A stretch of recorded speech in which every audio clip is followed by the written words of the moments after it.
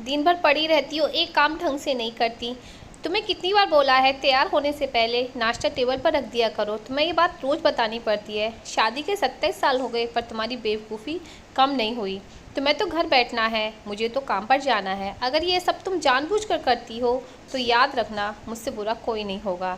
आज भी राहुल का गुस्सा सातवें आसमान पर चढ़ा हुआ था। इन कटु शब्दों में अपना गुस्सा उतारते हुए, गीला तौलिया कुर्सी पर फेंकते हुए गुस्से से राहुल शोभा की तरफ देखने लगा। शोभा के लिए राहुल की ये बेवजह का गुस्सा करना कोई बड़ी बात नहीं थी। वह महीने में 3-4 बार शोभा पर बेवजह बरस पड़ता था। अगर शोभा अपनी ज़रूरत के लिए राहुल से पैसे मांगती तो वो इतना एहसान जता देता जैसे मानो पैसे पर उसका कोई हक नहीं। धीरे धीरे शोभा ने अपनी सारी ज़रूरतें और ख्वाहिशें उस घर की 4 दीवारों पर दफन कर दी।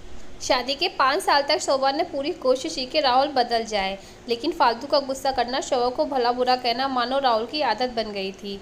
कोई भी वाद विवाद होता राहुल शोभा को सीधा बोल देता, ज़्यादा तकलीफ हो तो चली जाओ अपने माँ बाप के घर, क्यों रहती हो मेरे साथ। इतना सब कुछ होने के बाद भी शोभा राहुल के साथ रहती थी क्योंकि उसे अपनी बेटी की फिक्र थी। वह रोज़ जाती तो वो वहाँ कहाँ, इस उम्र में वो अपने बूढ़े माँ बाप को परेशान नहीं करना चाहती थी। समाज और लोग क्या कहेंगे ये भी उसे सोचना पड़ता था। वो इतनी पढ़ी लिखी भी नहीं थी कि अपनी बेटी का पालन पोषण कर सके। शोभा को अपनी फ़िक्र नहीं थी, उसे फिक्र थी तो अपनी शादी होने लायक बेटी की। शोभा नहीं चाहती थी कि पति के झगड़े की वजह से पूजा के डिस्टर्ब हो। पूजा की पढ़ाई पूरी हो चुकी थी, अब उसके लिए अच्छी शादी का इंतज़ार था। शोभा ने कई रिश्ते देखे लेकिन उसको अपनी बेटी के लायक कोई रिश्ता नहीं दिखा तो वह इनकार कर देती। 2-3 महीने बाद एक अच्छा रिश्ता आया। रिश्तेदारों और परिवार के लोगों ने बहुत तारीफ़ की थी। राहुल एक शाम अपनी बेटी के पास बैठकर बताने लगा, पूजा बेटी, वह बहुत अच्छा लड़का है, पढ़ा लिखा है, बहुत बड़ा घर है, उस घर में तुम्हें कोई तकलीफ़ नहीं होगी।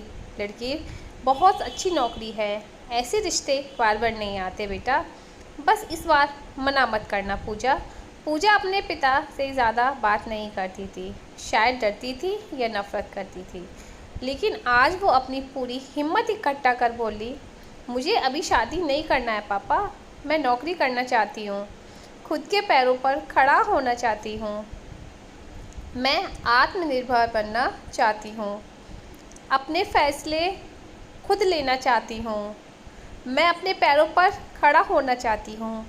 तो उसमें क्या बड़ी बात है। मैंने बात की है लड़के से, वह तैयार है, वह तुम्हें किसी बात से नहीं रोकेगा। पर पापा, मेरा नौकरी करना या ना करना उसके ऊपर क्यों डिपेंड रहेगा। पूजा ने पूछा। मैं कह रहा हूँ ना, वहाँ तुम्हें किसी चीज़ की कोई कमी नहीं आएगी। ऐसे रिश्ते बार बार नहीं आते, मत ठुकरा बेटा, बहुत खुश रहोगी तुम वहाँ। पापा, क्या मैं उतनी ही खुश रहूँगी जितनी इस घर में मम्मी खुश है। पूजा ने तंज कसते हुए कहा। आज तुम्हारी जुबान कुछ ज़्यादा नहीं चल रही। राहुल गुस्से से आंखें बड़ी करते हुए बोला। पर पापा, मुझे शादी ही नहीं करनी है। शादी के बाद अगर वो लड़का आपके जैसा निकला तो मैं क्या करूँगी। मुझे आपके जैसा लड़का नहीं चाहिए जो बिना बात के मुझ पर चिल्लाए। मुझे कुछ भी अपने पसंद का लेना हो तो 10 बार सोचना पड़े, कहीं वो नाराज़ ना हो जाए। मेरी तबीयत कैसी है उससे कोई फ़र्क ना पड़े। रोटी मोटी हो जाए तो घर को सर पर उठा ले, उसकी चेक बुक ना मिले तो मुझे गंवार बोले, उसका दोष भी मेरे सर पर मर दे। हर छोटी मोटी बात मायके जाने के लिए कहे। मैं इस घर के लिए पराई हूँ। अगर मेरा जीवन साथी भी आपके जैसे बात बात पर मायके जाने को कहे तो बताइए मेरा अपना घर कौन सा है जिसे वो अपना कह सके। तो बताइए मेरा घर कौन सा है। इस पर राहुल का गुस्सा 7वें आसमान पर था। उसके मुंह से एक शब्द ही नहीं फूटे, बस पूजा की बात सुन रहा था। पूजा बोलकर ही चुप हो नहीं हुई। आज पहली बार जब अपने पापा के सामने इतना कुछ कहने की हिम्मत जुटा पाई थी। पापा, आपने हमेशा मम्मी के साथ गलत व्यवहार किया। आप हमेशा अपने ऑफिस का गुस्सा माँ पर उतार देते थे, कभी इस बात की परवाह नहीं की कि उन्हें कैसा लगता होगा। आपकी बातें सुनकर माँ ने अपना स्वाभिमान खो दिया है। पूजा ने राहुल का हाथ पकड़ा और बोली, पापा, आप सिर्फ एक सवाल का जवाब दो। क्या आप चाहेंगे कि मेरा जीवन साथी ऐसा हो? अगर हाँ, तो मैं शादी के लिए तैयार हूँ। कर दीजिए मेरी शादी, कर दीजिए आज ही मेरा रिश्ता, और ना है तो हो जाने दीजिए मुझे अपने पैरों पर खड़ा।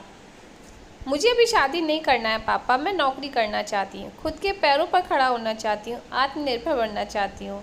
अपने पैरों पर खड़ा होना हो तो इसमें क्या बड़ी बात है? मैंने लड़के से बात की है, वो किसी के लिए नहीं रोकेगा। वो बेटी ऐसा जीवन साथी मिले जो उसे सुख ना दे सके, तो मैं शोभा के साथ मैं ऐसे कैसे कर रहा हूँ? वो भी तो किसी की लाडली बेटी है। राहुल चलते या सो भी सोच रहा था और उसकी आंखों से आंसू बह रहे थे। शोभा को कुछ ही दिनों में अपने पति के अंदर काफ़ी बदलाव दिखे। शोभा सोच रही थी, जो हिम्मत आज पूजा ने दिखाई वो मैंने दिखाई होती तो आज परिस्थितियाँ कुछ और होती। अब पूजा पढ़ लिख कर अच्छी नौकरी कर रही है। 3 साल बाद उसके लिए अच्छा रिश्ता आया था। आज उसकी विदाई है।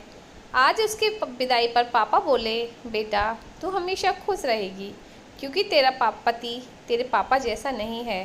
हो सके तो मुझे माफ़ कर देना। पूजा और शोभा को राहुल की यह बात सुनकर दोनों आंखों में आंसू बहने लगे। आज भी समाज में मेरे और आप जैसे लोग हैं। गलत बात पर राय रखना या अपनी बात कहना औरतों का भी अधिकार होना चाहिए। आज सभी माँ बाप से निवेदन है कि अपनी बेटी को आत्मनिर्भर बनने देना चाहिए, क्योंकि ज़रूरी नहीं परिस्थितियाँ हमेशा एक जैसी हों। कभी किसी स्थिति में अगर उसको अपने लिए कुछ करना हो तो वो वापस माँ बाप का दरवाज़ा न खटखटाना पड़े। यह भी ज़रूरी नहीं कि उसके लिए आपने जिसको चुना वह सही ही हो। जिस लड़की को अपने माँ बाप की परवाह है, या तो वह उस घर में घुटते घुटते रह जाएगी या नहीं सह पाएगी तो जान दे देगी। हत्यारा बनने से बदलाव कहीं ज़्यादा अच्छा है। सभी माँ बाप से निवेदन है कि बेटी को आत्मनिर्भर बनने देना चाहिए।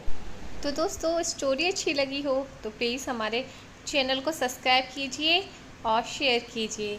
ऐसी ही रोचक जानकारी के लिए आप हमारे चैनल पर बने रहिए। धन्यवाद दोस्तों।